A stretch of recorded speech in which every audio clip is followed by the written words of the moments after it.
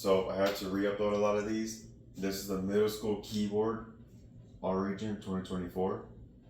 Now the cut should be at letter B, the upbeat of 43. So when you get to 42, you're ending there. You're not doing that next part. Now the beginning, what I'm doing for the rolls are 6 tuplets. And I'm stopping that eighth note, that eighth breath on an eighth note instead. This is written for violin. It's in the name, Violin's Concerto. So violins would do it, they would bow and then lift on that eighth note. Essentially, for us, it's going to be a hit. So you're going to go and 1 nollie and nollie 2, and then you have the eighth note, and 1 nollie and nollie 2. And right, left, right, left, right, left, right, left, right, left, right, left, right, left, right, left, oh, D. And then from there, I'm doing right, left, left. And I'm doubling the eighth note on the left hand. So right, left, left, right, left, right, left, right, left, left. Right, left, left, right, left, right, left, right, left, left. Now an easy way to read that, you just need to read one note, that top E. Then you go down 2 more. So it's 1, 2, 3. Then that E repeats. But now instead of going down 3, you go down 4. 1, 2, 3, 4. Because it's even, I'm going to keep this in the alternating sticking. And then D. And then down. And then skip.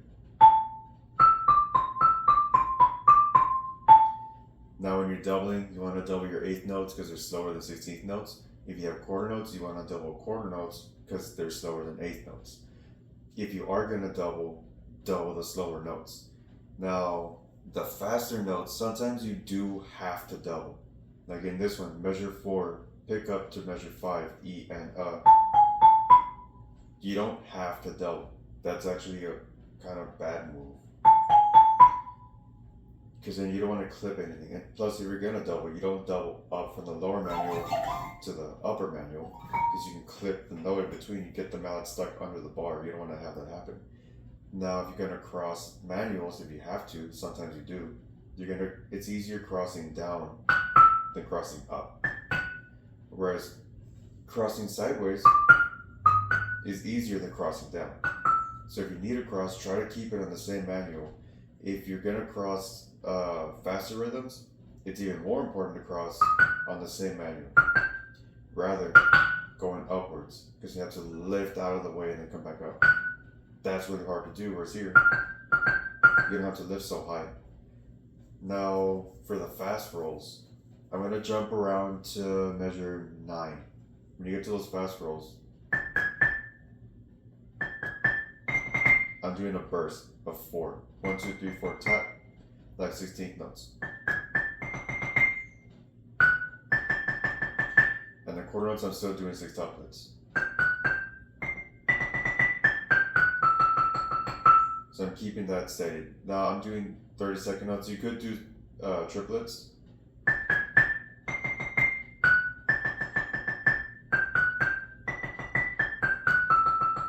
That sounds fine. At tempo also.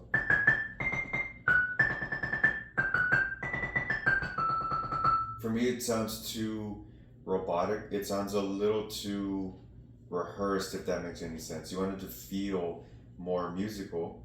I know a general term, but you have that difference, and it's on purpose, and the judges are going to hear that versus making it show that you have that control for your chops.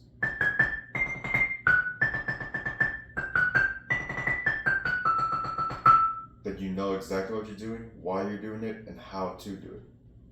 Now I'm going to go from the beginning. When you get to this part at measure 5,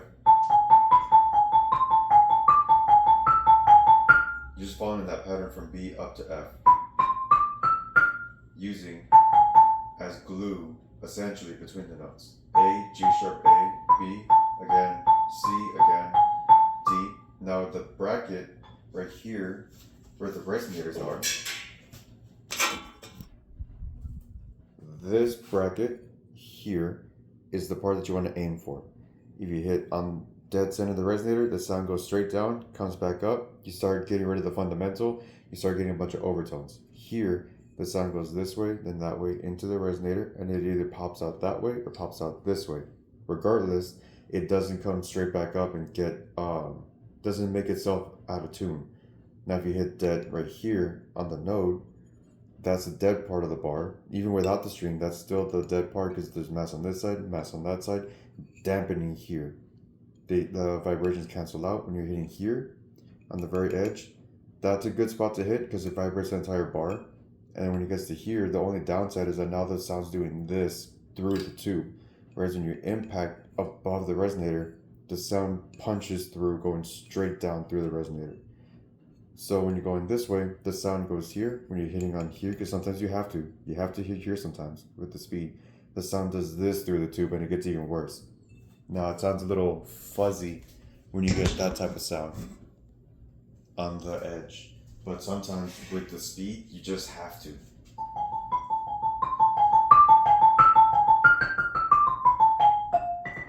It's supposed to be E and F. Versus here, if you can aim for the bracket, hit the bracket instead.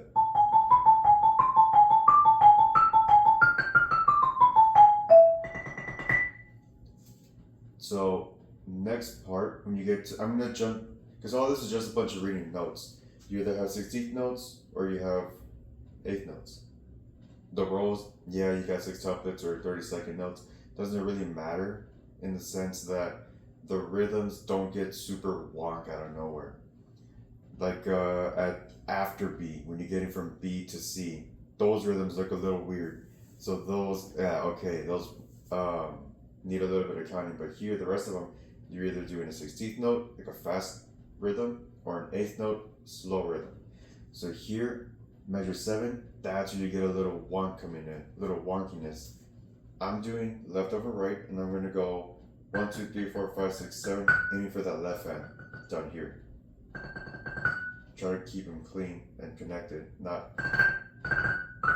It sounds a little weird when you do that, because again, the violin is supposed to be smooth and connected, not bursting. Hear the difference? So here, I'm going to connect them as much as I can. 1, 2, 3, 4, 5, 6, 7. 1, 2, 3, 4, 5, 6, 7. As even as possible. That grace note, it's not supposed to be a flat. It just sounds a little too ragtime, too swung. It's not supposed to be swing. It's a concerto for violin. This isn't some honky tonk, good old country. So I'm doing like a 16th note and the 1. Aiming for that downbeat to land on F. That being the clearest sound. And then because I don't want to alternate, because I'm going to start crossing over, I'm doubling G, A, doubling F sharp, D sharp, then doubling again for the E in between, and then the B. So I'm keeping the hands separate. Left hand on the upper manual, right hand on the lower manual. Left hand on the accidentals, right hand on the naturals. That's what I'm doing that for. So I can already prep my hands so they're already separated. And then from here I can move. And then all right hand lead. Is this supposed to be a roll? Yes.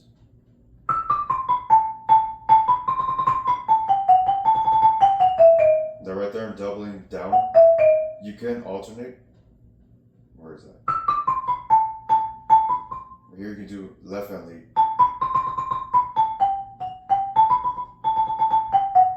Now you don't need a double. It feels a little weird for me, so I'm making the conscious effort to move my hand for the double, because for me that feels a little better.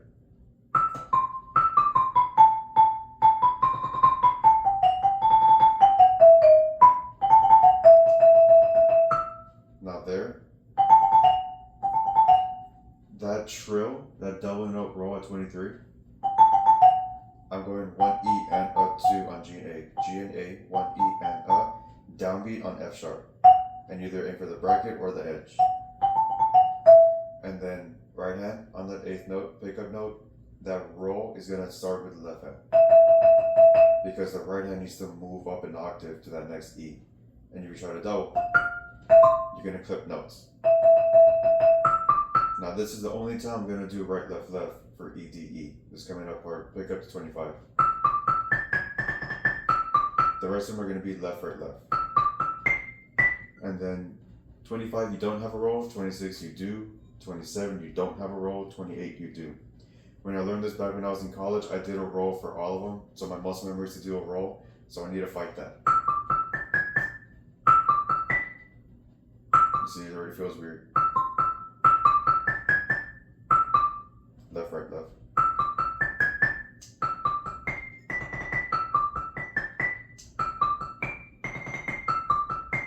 And then here at 29, pure right hand lead. Right, left, right, left, right, left, right, left.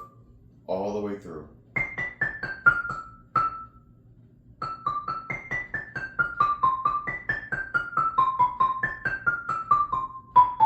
Until you get to here. This is measure 32. G sharp, A, G sharp, F sharp. I'm keeping that double on the right hand so I can switch to left hand lead from here on out to the very end.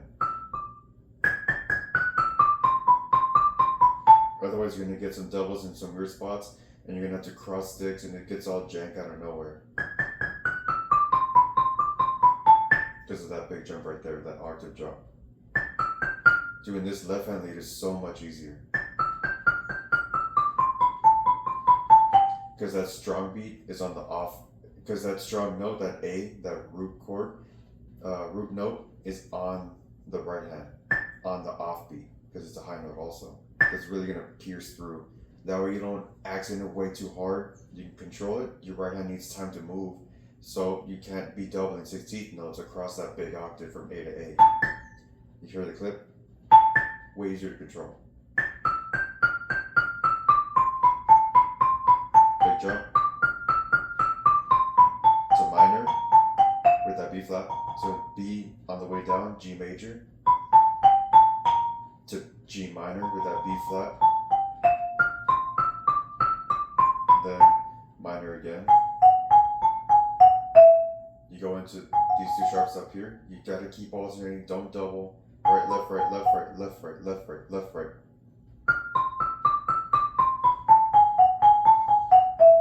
Keep alternating. Keep alternating on this part too. You gotta get that right hand out of the way. And then you can double that last two, or you can alternate. Doesn't matter, because they're slow rhythms, doesn't really matter, they're going to be controlled anyway.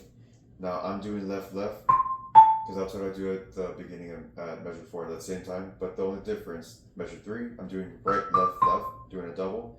At the ending at 42, I'm just alternating left hand lead, because of the sticking that came before.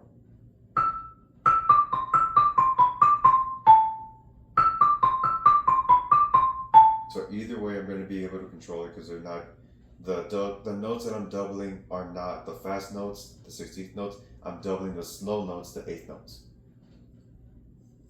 Now, if you got any questions, by all means, leave them in the comments. Always available. I will respond. You're not at the point yet to do perfect practice. You need to learn all the notes first, put it into context, and then use the metronome. And then from there, when you got beginning to end with the correct notes, I don't care about the timing yet. You need the correct notes first, the correct stickings, and then you can start using a metronome and put it into time, put it into context, get a good twice back to back, bump it up a few notches, bump the tempo up a few notches, do it again, bump it up even more until you get to about 100 to 108. Because those are the set tempos that we're going to go for at Region. Good luck. Good luck. You're going to need it. This is a lot of notes to get through. It's going to take a lot of patience. When you get frustrated, because you are going to get frustrated with this one, go to something else completely unrelated. Go practice snare. Go practice timpani. Go practice your scales. And then come back to this. There's no rule saying you got to learn from the beginning to end. You can learn the last part, the left hand lead part, beat 2, measure 32, all the way to the end first. It's super easy. They're just 16th notes. There's no changes. You just got to read notes. If you get confused with the middle section, go to the beginning. Just make sure that whenever you're practicing, you're not playing what you already know. That's not practicing, that's just playing. Practicing is learning what you've already done and building upon the skill of what you've already built so far. So please practice. You don't need perfect practice, you just need to practice.